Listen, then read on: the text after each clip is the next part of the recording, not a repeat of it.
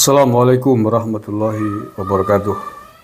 Saudara-saudaraku yang saya cintai, saya banggakan bertemu lagi dengan saya Agus Mar dari lereng Gunung Selamet di Banyumas, Jawa Tengah. Hari ini hari Rabu 28 Februari 2024. Sebelum saya lanjutkan, saya ingin membacakan sebuah berita dari Banyumas. Tapi ini penting berkaitan dengan hasil Pilpres di tingkat nasional. Ada hal yang menurut saya harus dibayar oleh kita semuanya atas sikap PDIP. Oke, saya bacakan dulu. Judulnya, penetapan hasil perhitungan suara Pilpres di Banyumas, saksi Ganjar Mahfud tolak tanda tangani berita acara. Ini diangkat oleh Suara Merdeka hari ini, Rabu 28 Februari.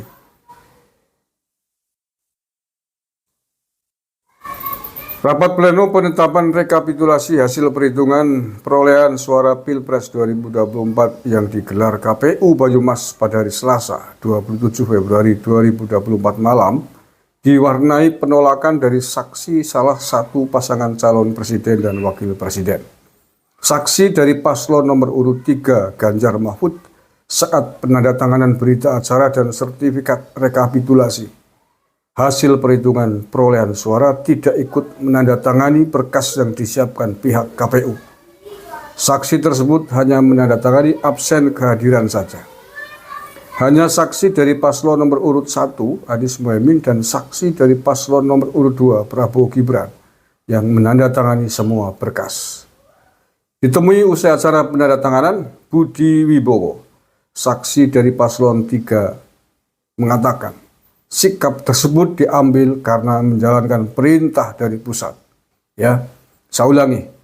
Ditemui usai acara penandatanganan, Budi Wibowo, saksi dari paslon 03, mengatakan sikap tersebut diambil karena menjalankan perintah dari partai. Catat baik-baik ini. Untuk Pilpres DPP PDIP katanya, untuk Pilpres DPP PDIP katanya telah menginstruksikan agar semua saksi mulai dari PS sampai pusat diminta tidak menandatangani. Ya, ini yang ngomong orang PDIP sendiri loh ya di Banyumas. Untuk Pilpres DPP PDIP katanya telah menginstruksikan agar semua saksi mulai dari TPS sampai pusat diminta tidak menandatangani. Oke. Lo jual kita borong nanti. Oke, saya lanjutkan dulu. Ini sepertinya untuk seluruh Indonesia sampai dengan di TPS juga tidak ada yang menandatangani. Kata saksi 03 tadi, Budi Wibowo. Budi tidak mengetahui persis alasan perintah tidak menandatangani berita acara. Ia hanya menandatangani absensi kehadiran. Menurutnya, hal itu sebagai bentuk sikap. Kalau itu sudah dianggap sah, ya bisa saja. Ini sebagai bentuk sikap tidak ikut menyetujui hasil Pilpres, kata Budi. Salim, saksi dari paslon 01, menanggapi sikap dari saksi 03 mengatakan tidak mempermasalahkan. Pihaknya sesuai dengan instruksi dari partai pengusung dan tim pemenangan menekankan jika dalam pleno akhir sudah tidak ada keberatan diminta tetap menandatangani. Nah, ini dari 01 pasangan Anies Mohaimin padahal lebih dewasa. Ngurumangsani ya sudah kalah ya sudah. Nyatanya juga nggak ada masalah dalam perhitungan suara. Itu tanda tangan. Itu namanya sikap gentleman. Walaupun kalah tetap ngaku kalah. Memang nggak ada masalah. Kalah, ngeyel, kalah, jeblok, kalah parah. Dapat 17% macam-macam. Kalau instruksi tidak ada, ya harapannya kalau sudah tidak ada permasalahan ikut menandatangani. Ini demi kepentingan bangsa dan negara, kata dia. Kata Salim, bagus nih Salim nih. Lebih dewasa ternyata nih Salim daripada saksi 03. Oke, mari kita bahas.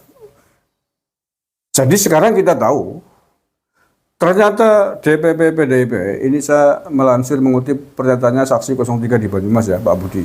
Ternyata DPP PDIP membuat instruksi kepada seluruh jajarannya saksi-saksi untuk Pilpres mulai dari tingkat TPS sampai pusat tidak mau tanda tangan tentang hasil Pilpres. Oke, kalau ada kalian PDIP tidak mau mengakui hasil Pilpres ini ibarat mereka menjual politik kepada rakyat Indonesia, kepada pesta demokrasi yang diikuti oleh rakyat Indonesia dari seluruh bermacam lapisan masyarakat.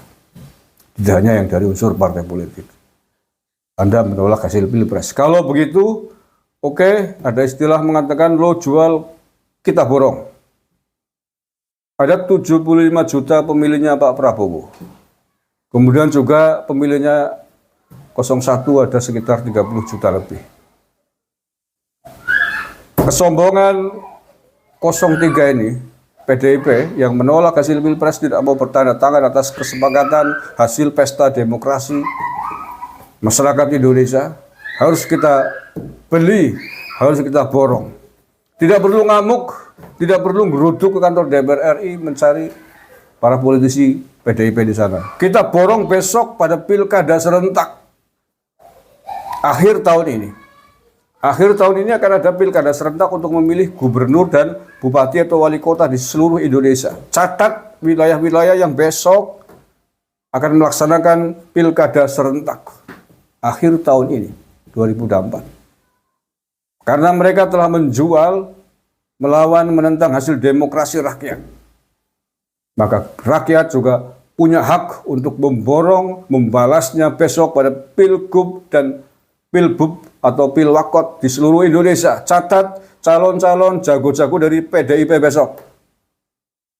Kita balas di situ. Jangan dipilih.